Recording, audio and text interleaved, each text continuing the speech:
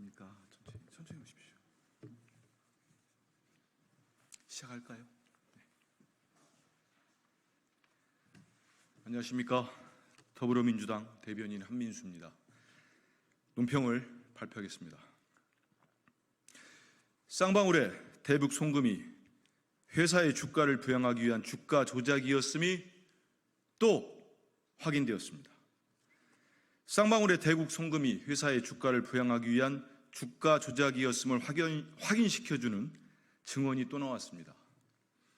쌍방울 주가 조작 내용이 담겼던 국정원 문건 보고서에 등장한 대북 사업가가 한 언론과의 인터뷰에서 북한 정찰총국 리오남으로부터 주가 부양을 위해 뇌물을 주고 있다는 설명을 들었고, 이를 들었던 사람만 10명에 이른다고 밝혔습니다.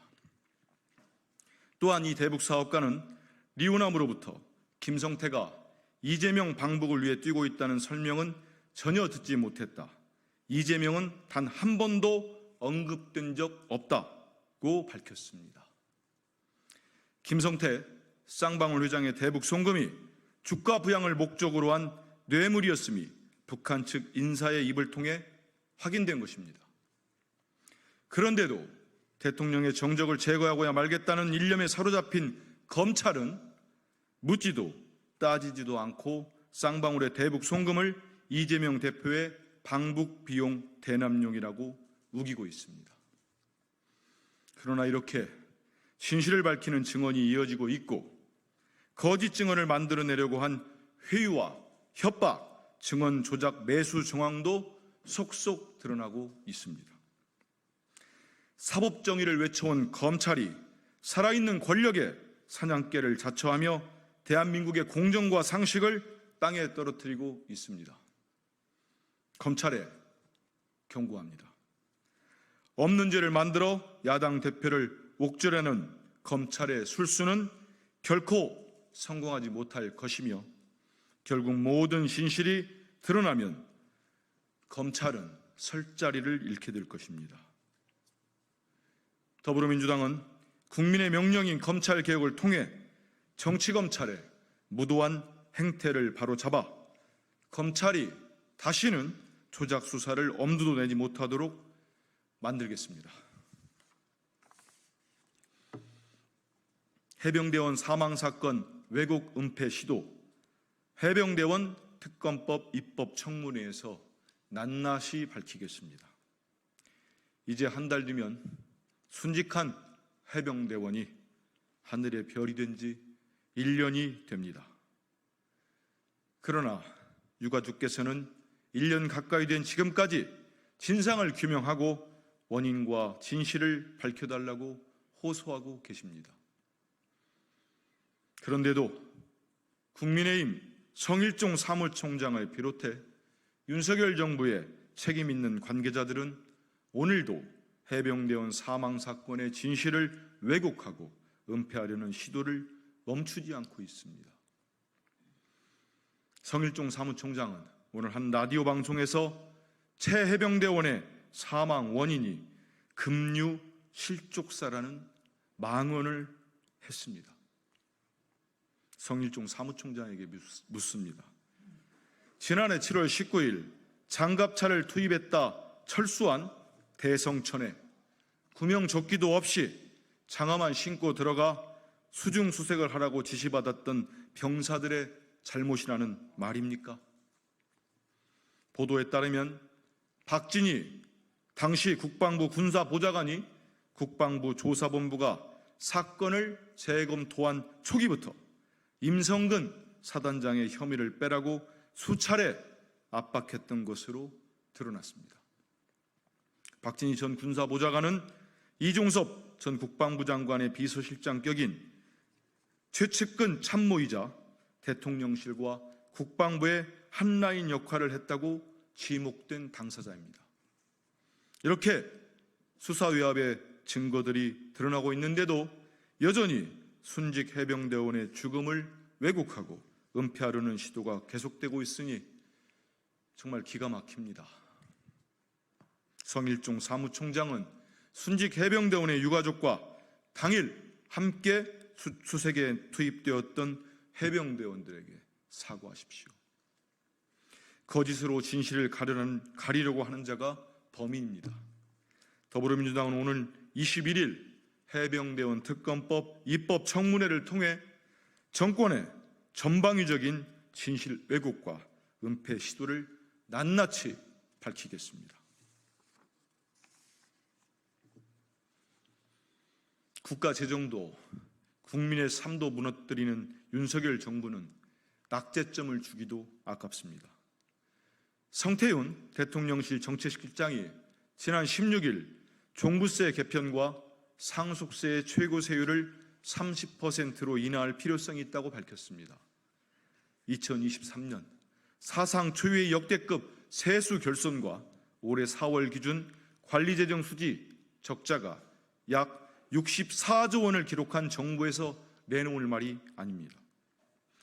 재정 건전성을 명목으로 국민의 허리띠는 사정없이 조르는 정부가 감세 정책에 악세를 밟겠다는 것에 동의할 수 없습니다. 지난해 세수 결손 규모가 56조 원에 달했고 올해도 30조 원에 육박할 것이라는 전망이 나오고 있습니다.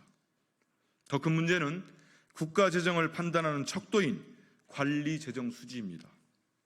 역대급 세수 결손이 났던 지난해보다 적자폭이 더 늘어나며 역대 최악을 기록하고 있습니다. 2년 연속 정말 역대급 세수 결손이 반복되며 건전 재정이라는 말이 무색하게 국가 재정을 파탄 직전에 몰아넣고 선심 쓰듯 감세를 하겠다니 후한무치한 정부입니다. 윤석열 대통령님, 부족한 세수는 도대체 어떻게 메우려고 합니까? 또 민주당이 제안한 민생회복 지원금은 재정 건전성을 강조하며 반대하면서 감세는 재정 건전성에 지장이 없습니까? 윤석열 정부의 정책은 국민의 요구와도 동떨어져 있습니다. 취약아동 연령 하향, 스쿨존 속도 제한 완화, 해외 직구 금지에 이어 국민의 거센 반대로 실패했던 근로시간 유연화제를 또다시 꺼내들었습니다. 부자감세로 나라 살림 거덜내고 유연화라는 이름으로 노동자의 삶과 건강을 무너뜨리는 것이 윤석열 정부, 윤석열 대통령식 민생입니까? 우리 더불어민주당은 국민께서 부여하신 모든 권한을 활용해 윤석열 정부의 민생 퇴행, 국가 재정 파괴를 막는 데 온 힘을 다하겠습니다. 국익 훼손이 윤석열 정부 글로벌 중추 외교의 핵심 기조입니까? 라인 야후가 어제 주주총회에서 이 사진을 전원 일본인으로 교체하며 탈레이버를 선언했습니다. 우리 국민께서 우려하셨던 일본의 라인 강탈이 끝내 현실화되고 있는 것입니다. 같은 날 중국도 요소 수출을 2달 만에 다시 막았습니다. 윤석열 정부는 대중국 수입 의존도를 낮춰 지난해 같은 요소 대란은 없을 것이라고 합니다. 하지만 거듭되는 중국의 일방적 수출 통제에 국민은 불안하기만 합니다. 지난 5월 한중일 정상회의를 통해 3국 협력 체제를 복원했다며 대대적인 성과를 발표한 결과가 고작 라인 강탈과 요소 수출 통제입니까? 왜 윤석열 정부의 외교 무능 때문에 우리 기업이 수십 년간 쌓아올린 기업의 가치를 빼앗기고 국민은 요소 대란을 걱정해야 합니까? 윤석열 정부의 외교는 낙제점을 주기도 아깝습니다. 글로벌 중추 외교를 표방하지만 외교의 변방으로 밀려난 것으로 부족해 이제는 국익은 훼손되고 국격은 추락되고 있습니다. 윤석열 대통령께서 전 세계를 돌며 국민 혈세를 뿌린 결과가 고작 이런 것입니까? 윤석열 대통령이 아무리 글로벌 중추 외교를 외쳐도 더 이상 무능 외교를 감출 수는 없습니다. 역대급 세수 결손으로 파탄 직전에 처한 국가 재정에도 예비비 편성 등 꼼수까지 써가며 외유성 순방에 나선 성과가 무엇인지 윤석열 대통령은 직시하기 바랍니다. 국민의힘도 마찬가지입니다. 윤석열 정부의 무능을 감추려는 듯 국회 상임위를 전면 보이고다는 국민의힘의 행태를 국민께서 차가운 시선으로 지켜보고 있음을 명심하십시오. 더불어민주당은 일본의 라인 강탈, 중국의 요소 수출 통제 등의 국회 차원의 공식적 논의조차 가로막은 국민의힘의 무도함을 자시하지 않겠습니다. 현안 청문회 등 모든 방법을 동원해 국회 차원에서 윤석열 정부의 무능 외교를 바로잡아 가겠습니다. 이상입니다. 고맙습니다.